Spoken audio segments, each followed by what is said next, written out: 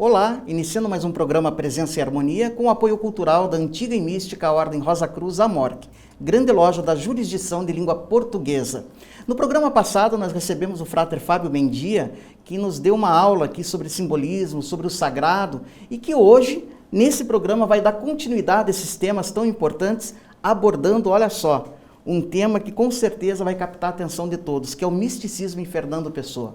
O Frater Fábio Mendia é pesquisador sênior, docente e membro do Conselho Jurisdicional da Universidade Rose Croix Internacional, a URSI, e é doutorando em Ciências da Religião pela PUC São Paulo. Lembrando também que ele tem aí 40 anos de rosacrucianismo, de afiliação à Amorque, então é uma pessoa muito experiente, com muito conhecimento, e que vem aí gentilmente repartir um pouquinho, do pão, repartir um pouquinho do seu conhecimento conosco.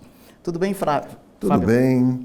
É um grande prazer estar de volta aqui com você, com os nossos ouvintes, e a gente voltar a ter aquele papo gostoso de sempre e fazer algumas reflexões sobre esse que, para mim, é um dos maiores poetas da humanidade de todos os tempos, que é Fernando Pessoa. Sem dúvida.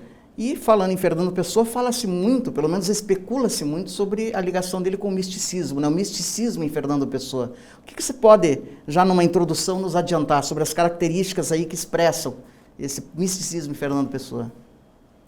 Fernando Pessoa, sem dúvida, era um místico e é alguém que teve algumas experiências fundamentais, além de ser um profundo estudioso do esotericismo ocidental como um todo. A sua poesia revela isso e diversos estudiosos andaram aprofundando esse tema. Por aquilo que a gente pode depreender desses estudos, Fernando Pessoa teve 3 períodos fundamentais em sua vida relacionados com o misticismo.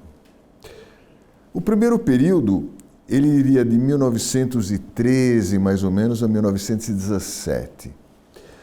Durante esse período, ele compôs algumas poesias profundamente místicas, espontaneamente, assim, a partir do nada, não é? E foi um período também em que ele teve experiências mediúnicas importantes, ele teve também experiências paranormais importantes, enfim, ele se viu envolvido em planos suprassensíveis, nesse período quase que sem nenhuma preparação. Então, ele compôs poesias assim, alegres, não, alegres eu não diria, mas enfim, poesias mais leves. Só que, a partir de 1917, mais ou menos, segundo os estudiosos, parece que essa sua facilidade de ter essas experiências se reduziu. E aí, então, começou um período mais sombrio de Fernando Pessoa. É isso que eu ia te perguntar, como é que se explica que uma pessoa que, pelo menos nos passa certo pessimismo em alguns poemas, tenha sido um místico? Pois é. Eu acredito, colocando-me no lugar dele, quer dizer, alguém que já teve essa experiência de vislumbrar os planos mais elevados do cósmico, de repente perder esse contato e ficar ligado nessa vida, e ainda mais a vida dele, uma vida rotineira sem graça, certo? Deve ser profundamente deprimente, né? Uma provação. Eu imagino, é uma provação, né? Então, eu compreendo essa passagem. Só para você ter uma ideia, por exemplo, nessa primeira fase ele compôs vários poemas importantes. Ele começou, em 1913, com um poema que se chamou Abdicação. Esse poema começa assim: Toma-me, noite eterna, em teus braços e chama-me de teu filho. E aí começou toda uma série de poesias ligadas à noite e à deusa, né? Em 1917, ele teve 2 poemas assim que foram muito importantes, que são muito conhecidos e que falam dessa sua experiência de misticismo, de contato com o cósmico nos seus níveis mais altos. Por exemplo, ele teve essa que chama Além Deus, É uma poesia longa, mas o começo dela é assim. É interessante porque tem uma lição para nós Rosacruzes. Quer ver? Ele diz assim: olho o tejo e de tal arte que me esquece olhar olhando, e súbito isso me bate de encontro ao devaneado. O que é ser rio e correr? Tudo de repente é oco, mesmo o meu estar a pensar. Tudo, eu e o mundo em redor, fica mais que exterior. Perde tudo o ser, ficar, e do pensar se me some. Fico sem poder ligar ser, ideia, alma e nome. A mim, à terra e aos céus. E súbito encontro Deus. Puxa, que coisa forte, hein? Veja, ele descreve um estado de contemplação. Ele está contemplando o tejo, ele está se identificando com o tejo, certo? E a partir dessa contemplação, de repente, ele tem a experiência de Deus. Ele tem um êxtase, né? E é um êxtase tão forte, por isso que a poesia se chama Além Deus, que ela termina assim. Quer ver? Vácuo, sem si próprio, caos de ser pensado como ser, escada absoluta sem degraus, visão que não se pode ver. Além Deus, negra calma, clarão do desconhecido. Tudo tem outro sentido, ó alma, mesmo o ter um sentido. Puxa. Então veja, ele foi para os planos inefáveis. Sem dúvida. Não é? Uma pessoa que escreve isso acessou, ele no chegou mínimo, lá. Ele chegou lá. Exatamente. Não é? Então, essa experiência da forma como é descrita é comparável à descrição dos grandes textos místicos. Não é? Então, certamente ele teve essa experiência, mas depois caiu numa vida rotineira. E aí, talvez aí que venha que começou justamente essa fase sombria dele, com os seus heterônimos e com todos os problemas que ele levanta, que ele expõe, enfim. Você diria que ele passou por uma especulação, uma noite negra, depois desses primeiros vislumbres da consciência cósmica? Olha, o que eu pergunto é, ele não acessou mais esses planos? Ele acessou, mas ele acessou planos mais, acho que planos mais próximos. Entendo. Ele entrou num processo onde o estudo do esoterismo passou a ser um dos elementos fundamentais de sua vida. Ele começou a estudar esoterismo, ele tem textos sobre esoterismo que são fantásticos, ele tem uma compreensão, uma cultura esotérica muito grande. Ah, é? Ah, sim, inclusive sobre rosacrucianismo. Pois é, aí que eu quero te perguntar, né? Afinal, muito falado, Fernando Pessoa, qual que é o flerte que ele teve, ou se ele realmente foi iniciado na Rosa Cruz, na maçonaria ou em alguma outra organização iniciática? Veja bem, como é que essa circulação... Vamos pegar o rosacrucianismo, por exemplo. Tá. Ele tem algumas poesias sobre a Rosa Cruz que mostram que ele realmente entendeu o que é o nosso símbolo. Né? Por exemplo, essa do encoberto. Que símbolo fecundo traz a aurora ansiosa? Na cruz morta do mundo, a vida que é a rosa. Que símbolo divino traz o dia já visto? Na cruz, que é o destino, a rosa, que é o Cristo. Que símbolo final mostra o sol já desperto? Na cruz, morte fatal, a rosa do encoberto. Ele entendeu? Chegou lá, né? Quer ver uma outra? É verdade. Segredo visível, rosa crucificada, mistério em nome do mundo. Olha-me para que eu te veja, sacrifica-me para que eu te colha, torna-me imundo, para que eu te ouça e desconheça. Silêncio da flor desencantada, nasce pela morte em mim.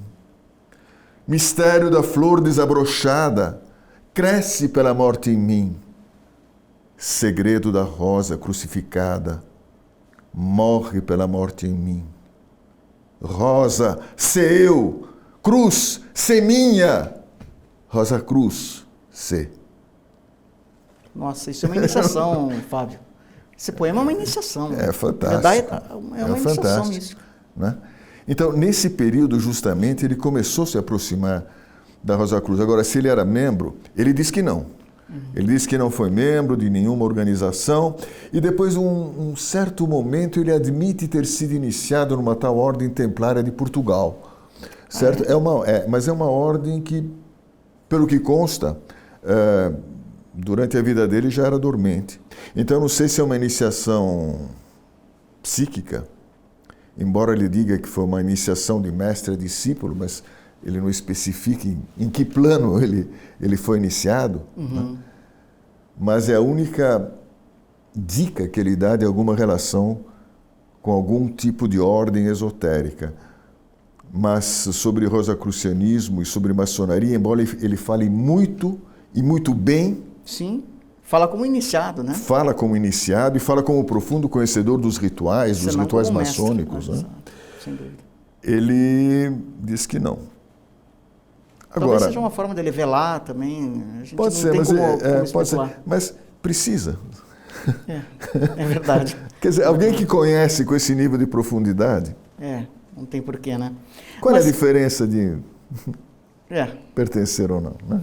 A questão da ligação dele com a astrologia, né? Eu me surpreendi outro dia sabendo que ele foi um grande astrólogo, fez inúmeros mapas.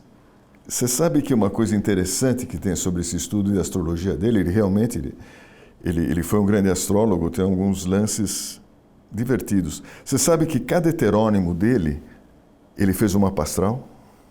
Ah, você está brincando. Ah, ele fazia um mapa astral justamente para poder definir o perfil psicológico, né? Mas ele definiu, então, por exemplo, o Alberto Caieiro, por exemplo. Alberto Caieiro, ele teria justamente. uma data de nascimento quando ele criou o heterônimo. Ele tem ali uma nasce data, o mapa. Exatamente. Ele cria, e o Alberto Caeiros morreu cedo, morreu, se não me engano, em 16 ou 17. Ele matou o Roberto Caeiros logo, em função do mapa astral que ele montou. Que coisa interessante. É interessante, né? Sem dúvida.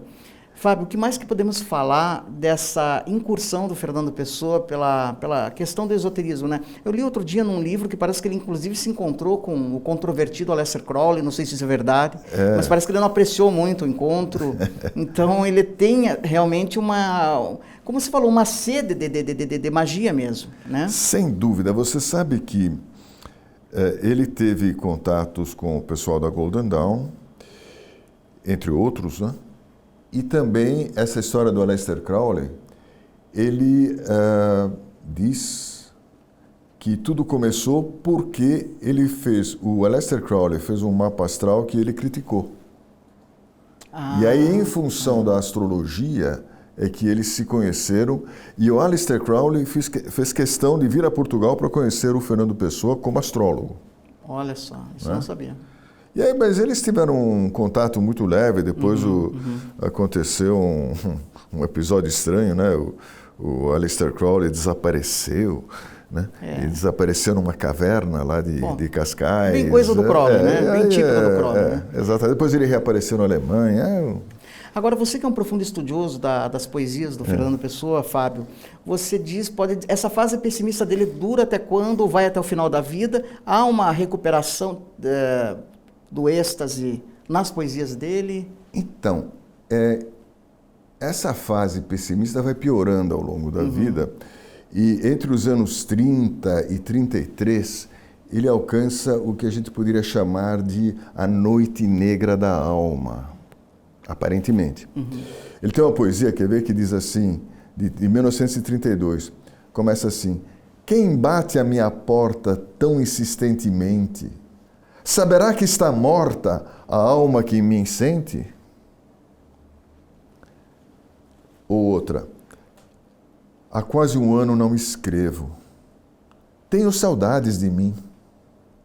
De quando de alma alheada eu não era assim, e os versos vinham do nada. Hoje penso o que faço. Escrevo sabendo o que digo. Para quem desce no espaço esse crepúsculo antigo?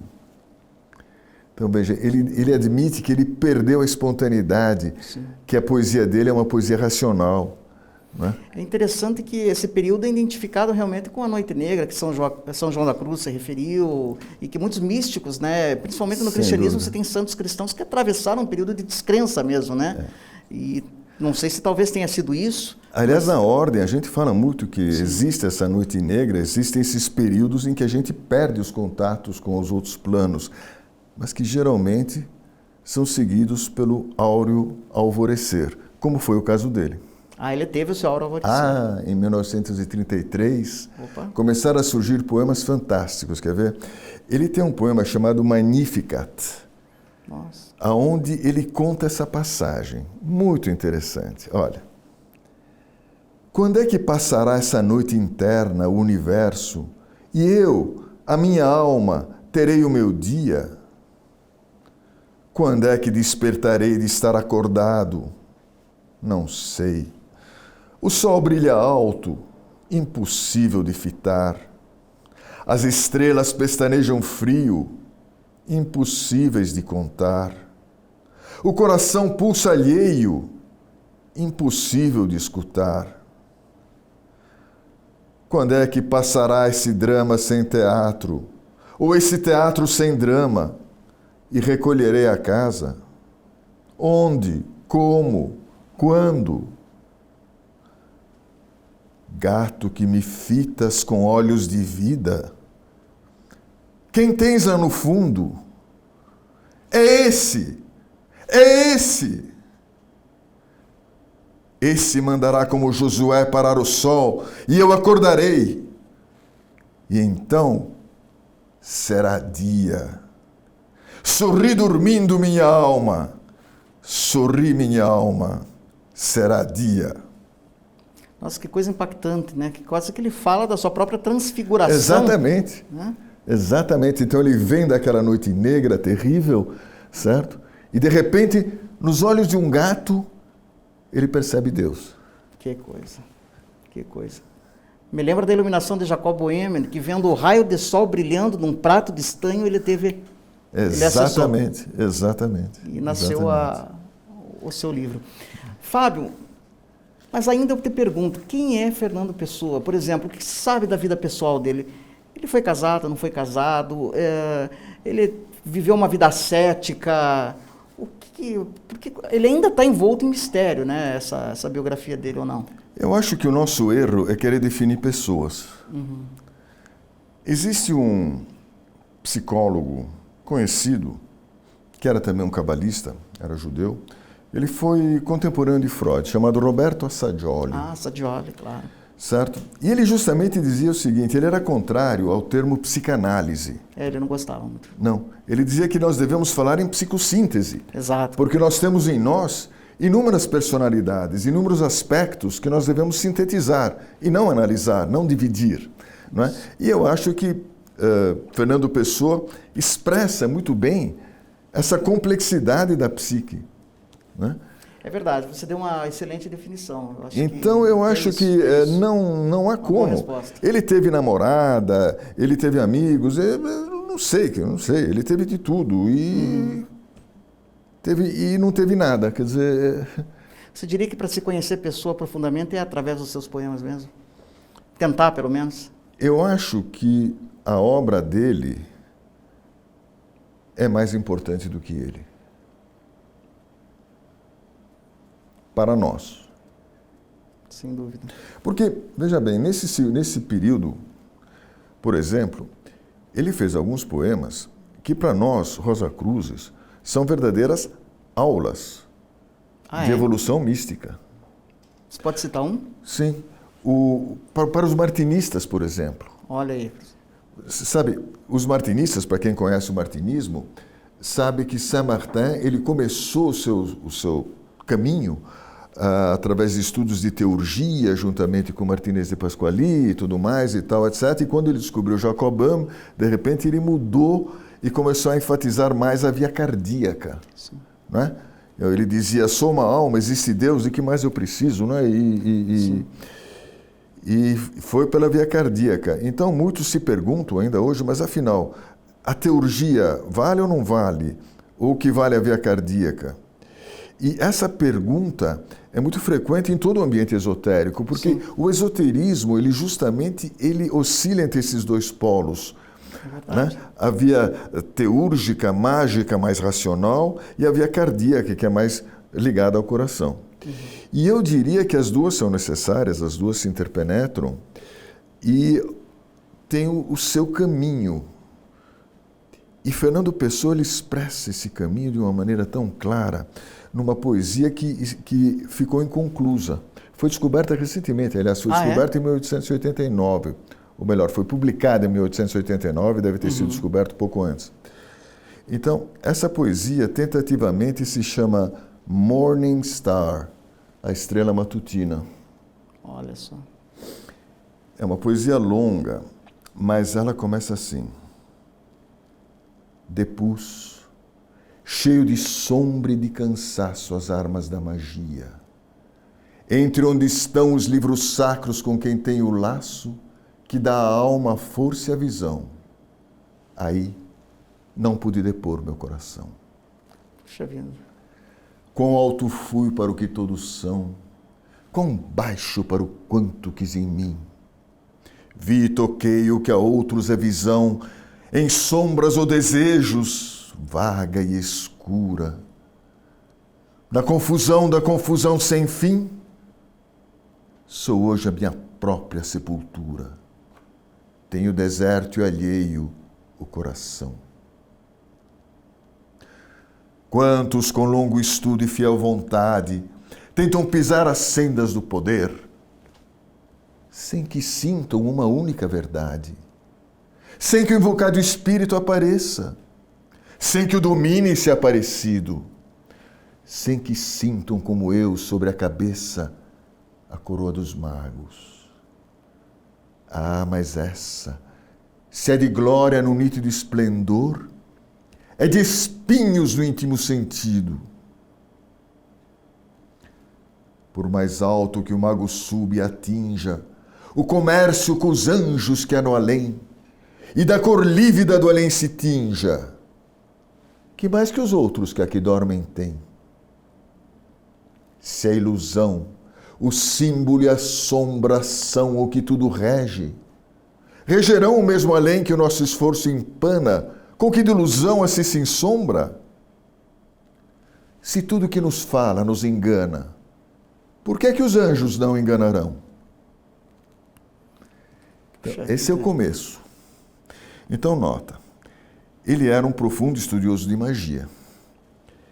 E, de repente, ele se dá conta que a magia não preenche as suas necessidades. Aquele cerimonial todo. Aquele cerimonial todo. Né? E aí, ele aprofunda. Ele diz: vi anjos, toquei anjos, mas não sei se anjos existem. Tal me achei ao fim desse caminho de que regressei e vi que nunca sairei de mim. Vã ciência, ainda que aqui no rito certo os anjos certos viessem à chamada, servos da invocação que os trouxe perto, mestres do templo que lhes foi a estrada. Arte vã, pois tudo ainda que obtido, deixa as névoas que somos tais quais são, sem mais que uma presença sem sentido, passando como um cheiro ou um ruído nas câmaras rituais da ilusão. Anos e anos de confusa ciência, lida e relida até ser meu ser, me ergueram a submersa consciência, a superfície clara do querer. Tracei os signos certos, invoquei, obedeceram anjos a que eu quis. Nada sou, nada fiz e nada sei. Quantos se orgulhariam do que eu fiz? Então perceba, aqui é uma tomada de consciência de que o caminho da magia não leva a nada em termos de transformação pessoal. Aliás, esse é um ponto muito importante dentro da concepção de magia que a gente sempre tem que levar em conta. Tem um estudioso chamado Massimo Introvini que fala que magia pode ser dividida de duas formas. Em magia cerimonial, cujo o objeto é o objeto. E magia iniciática, cujo objeto é o sujeito. Ou seja, a magia cerimonial, ela se baseia em elementos externos, objetivos. E a magia iniciática se baseia em elementos internos, subjetivos. E esses são justamente os dois polos. Sim. Então, o tipo de magia ao qual a pessoa está se referindo aqui é magia cerimonial. Olha, Fábio, eu até me sinto um sacrílego aqui ter que cortar você, porque é quase que um momento sagrado que nós vivenciamos, né? A gente sentiu a vibração até, inclusive, mudar no estúdio, né? E tenho certeza que eles ali vão sentir isso também. Quero te convidar para um segundo programa sobre Fernando Pessoa, já na sequência, na próxima semana, se você aceitar, para darmos continuidade, porque me parece que o melhor ainda está por vir, não é isso? Sem dúvida. Sem dúvida, não só o melhor está por vir, mas faltou aquilo que eu disse no começo. Quer dizer, o ensinamento para nós desse poema. Esse poema não é só um poema maravilhoso, mas é um profundo ensinamento Rosa Cruz, né? Mas disso falaremos então no próximo programa e eu terei a máxima satisfação em vir aqui para a gente retomar o tema. Com certeza. Obrigado, Fábio, pela tua gentileza, pela outra aula que você nos deu, né? E você fica convocado aí para a semana que vem, então, a continuidade desse programa maravilhoso sobre o misticismo em Fernando Pessoa, com o nosso querido frater Fábio Mendia. Quero lembrar do nosso e-mail, o presençaeharmonia@morc.org.br, né? Presença sem o cedilha. Nos escreva, a gente tem insistido para que você escreva, você expresse suas opiniões e nos ajude a construir um programa cada vez melhor, que corresponda cada vez mais aos teus anseios, mas também que reflita a esses altos propósitos que são os da Ordem Rosa Cruz, a MORC. Você fica agora com a dica cultural da semana com a querida Soror Vivian Tedardi. Até o nosso próximo encontro. Dicas culturais com Vivian Tedardi. Olá! Nossa dica de hoje é o livro Zanoni, ou A Sabedoria dos Rosa Cruzes, de Sir Edward Bulwer Lytton. Esta é a obra mais clássica de toda a literatura Rosa Cruz e ocultista. Lançada no final do século XIX, este romance traduz perfeitamente os conflitos do neófito na sua busca espiritual, bem como a angústia do mestre frente ao sacrifício que sua missão requer. Não apenas uma obra literária, mas um portal para as verdades superiores, para aqueles que souberem descobrir as gemas preciosas que o autor colocou neste extraordinário trabalho. Agradecemos a sua participação no programa Presença e Harmonia. E até o nosso próximo encontro. Paz profunda!